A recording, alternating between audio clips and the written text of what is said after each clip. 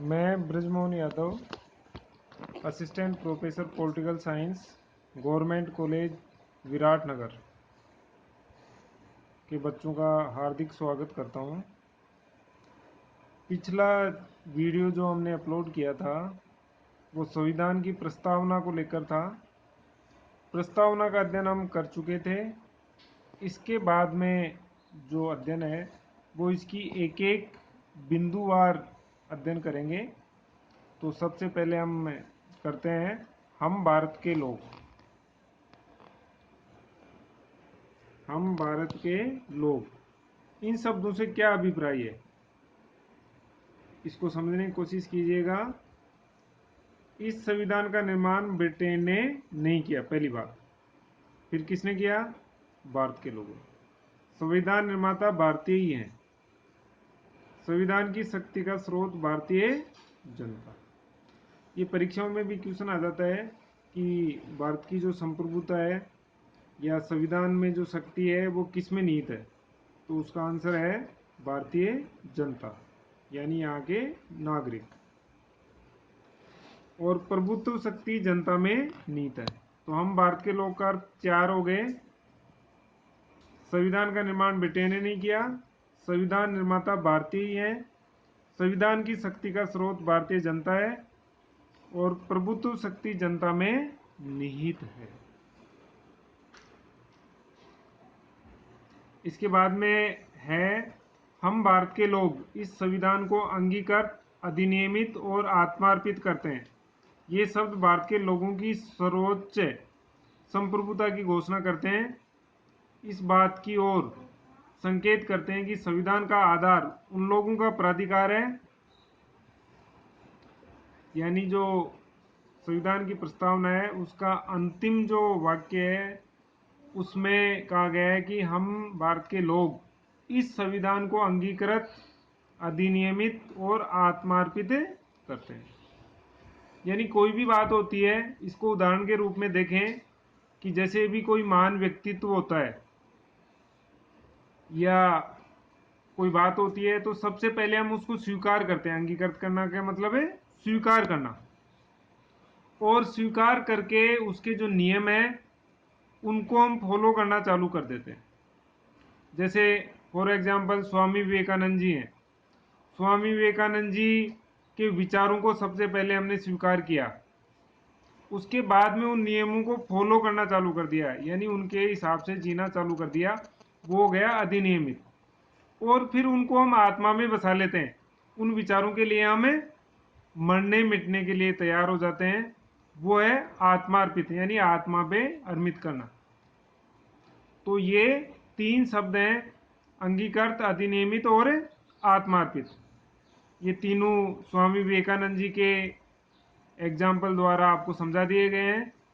तो आपको इनको क्रमबद्ध तरीके से याद रखना है। यानी अंगीकार, स्वीकार करते हैं किसी चीज को, फिर उसके नियमों को फॉलो करते हैं, और फिर वो हमें पसंद आ जाते हैं वो नियम, तो हम आत्मा में समाहित कर लेते हैं, यानी आत्मार्पित कर लेते हैं। अब दूसरा है स्वतंत्र और प्रभुत्व संपन्न। जैसा कि इसमें दिया गया है, हम भारत के लोग भारत को एक संपूर्ण प्रभुत्व संपन्न। तो प्रभुत्व संपन्न शब्द इस बात पर बल देता है कि भारत के बाहर ऐसी कोई सत्ता नहीं है जिस पर यह देश किसी भी रूप में निर्भर है। वस्तुतः संप्रभुता या प्रभुत्व से तात्पर्य राज्य का स्वतंत्र अधिकार है, अर्थात राज्य को किसी भी विषय पर कानून बनाने की शक्ति है, वह किसी अन्य राज्य बाह्य शक्ति के नियंत्रण के अधीन नहीं है।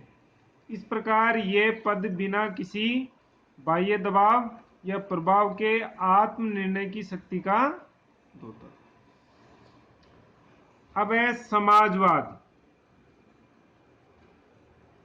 संपूर्ण प्रभुत्व संपन्न के बाद में समाजवाद, इसमें आया है शब्द समाजवादी।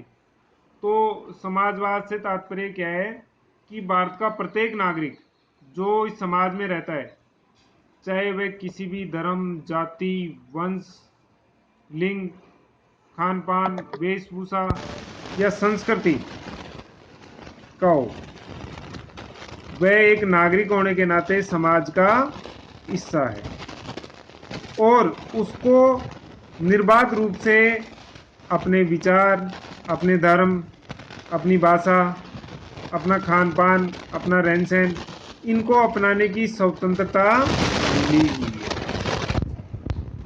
और ऐसी व्यवस्था को बनाए रखने के लिए जो सरकार कार्य करती है, या इस ढांचे को बनाए रखने के लिए जो लोगों के द्वारा जो प्रयास किए जाते हैं, वही क्या है, समाजवाद है। इसको दूसरे रूप में भी समझ सकते हैं कि समाजवाद वह है जिसमें प्रत्येक व्यक्ति की न्यूनतम आवश्यकताओं की पूर्ति हो और उसे आगे बढ़ने का अवसर मिले, और ये प्रत्येक नागरिक का अधिकार है। इसके लिए सरकार, समाजवाद स्थापित करने के लिए सरकार अनेक योजनाएं लागू करती है। उदाहरण के तौर पर आप देख सकते हैं पीडीएस सिस्टम, इसको बोलते हैं पब्लिक डिस्ट्रीब्यूशन सिस्टम, यानी सार्वजनिक वितरण प्रणाली। इसके अंतर्गत जो बीपीएल में शामिल परिवार हैं, या समाज के जो कमज़ोर वर्ग हैं, गरीब वर्ग हैं, उनको न्यूनतम दरों में, यानी बहुत कम दरों में अनाज उपलब्ध कराया जाता है और राशन का अन्य सामान उपलब्ध कराया जाता है, ताकि समाजवाद की पहली शर्त है न्यूनतम आवश्यकताओं की पूर्ति, यानी रोटी, कपड़ा, मकान। फिर दूसरी आवश्यकता, उन्हें आगे बढ़ने के अवसर मिले। तो स्वाभाविक बात है कि जो भूखा रहेगा वो दूसरी आवश्यकताएं पूरी नहीं कर सकता, क्योंकि वो पूरे दिन इसी उधेड़-बुन में रहता है कि उसका 2 टाइम का खाना नसीब हो। सीधी सी बात है, एक कहावत भी है, भूखे ना हो भजन गोपाला। ये बात बिल्कुल चरितार्थ होती है। तो समाजवाद एक ऐसी व्यवस्था है जिसमें प्रत्येक व्यक्ति की न्यूनतम आवश्यकताओं की पूर्ति करते हुए उसे आगे बढ़ने का अवसर प्रदान किया। अब इसके बाद में हमें पंथ निरपेक्षता और दूसरे जो चैप्टर हैं वो अगले वीडियो में